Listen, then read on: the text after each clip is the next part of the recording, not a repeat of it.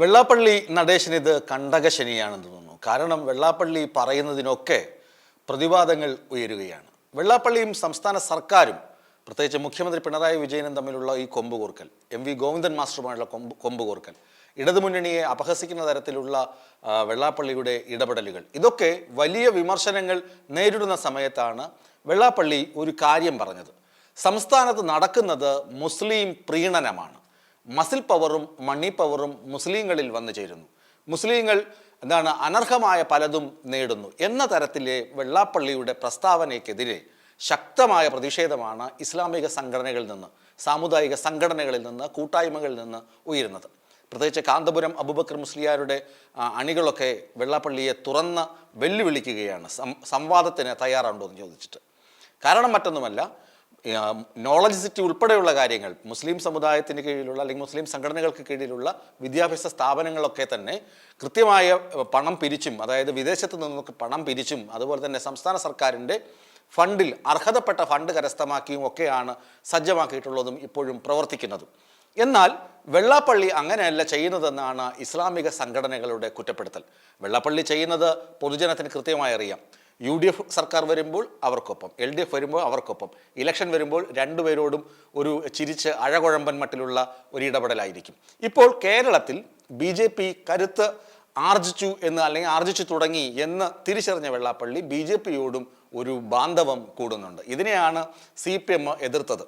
CPM ശക്തമായി എതിർത്തതും സമുദായ അംഗങ്ങൾ തന്നെ ശക്തമായി എതിർത്തതും അവിടെയാണ്. ഈ അവസരത്തിലാണ് മുസ്ലിം സമുദായ അംഗങ്ങൾ പറയുന്നത്, ക്രൈസ്തവ വോട്ടുകൾ, UDFന് പരമ്പരാഗതമായി ലഭിച്ചുകൊണ്ടിരുന്ന ക്രൈസ്തവ വോട്ടുകൾ ഭിന്നിപ്പിച്ച് BJPയിലേക്ക് എത്തിക്കാനാണ് വെള്ളാപ്പള്ളി നടേശൻ്റെ ഈ ഒരു ശ്രമങ്ങൾ വഴിവെക്കുന്നത് എന്നാണ്. അവർ പറയുന്ന മറ്റൊരു കാര്യം മൈക്രോ ഫിനാൻസിനെ കുറിച്ചാണ്. VS അച്യുതാനന്ദൻ്റെ കാലത്ത് ഒരു കേസുണ്ടായിരുന്നു. അതിൻ്റെ അന്വേഷണം എങ്ങും എത്തിയിട്ടില്ല. എങ്കിലും ഒരു കേസിൽ തുഷാർ വെള്ളാപ്പള്ളി രണ്ടാം പ്രതിയാണ്. മൈക്രോ ഫിനാൻസ് ചിട്ടി തട്ടിപ്പ് കേസിൽ അതിൽ 102 സ്വയം സഹായ സംഘങ്ങൾ ഇപ്പോൾ ജപ്തി ഭീഷണി നേരിടുന്നുണ്ട്. ആ പരാതി ചേർത്തല യൂണിയനിൽപ്പെട്ട ഗുരുചൈതന്യം സ്വയം സഹായ സംഘമാണ് പോലീസിൽ പരാതി നൽകിയത്. ബാങ്കിലേക്ക് അടയ്ക്കാൻ കൈമാറിയ തുക നേതാക്കൾ കൃത്യമായി അടച്ചില്ല, തുക വകമാറ്റി എന്നായിരുന്നു ആരോപണം. ആ കേസിലാണ് തുഷാർ വെള്ളാപ്പള്ളി രണ്ടാം പ്രതി. അപ്പോൾ ഇങ്ങനെ കേസുകളും SNDP യോഗത്തിലേക്ക് ശ്രീനാരായണ ഗുരുവിൻ്റെ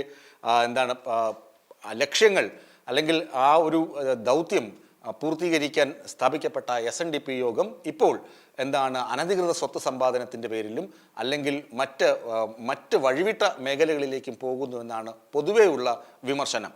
ഇത് പറയുന്നത് കേരള ശബ്ദത്തിൻ്റെ ലേഖനത്തിലാണ്. കേരള ശബ്ദം ലേഖനം ഇങ്ങനെ അക്കമിട്ട് വെള്ളാപ്പള്ളിയെയും തുഷാർ വെള്ളാപ്പള്ളിയെയും വലിച്ചു കീറി ഒട്ടിക്കുന്നുണ്ട് ഈ ലേഖനത്തിൽ.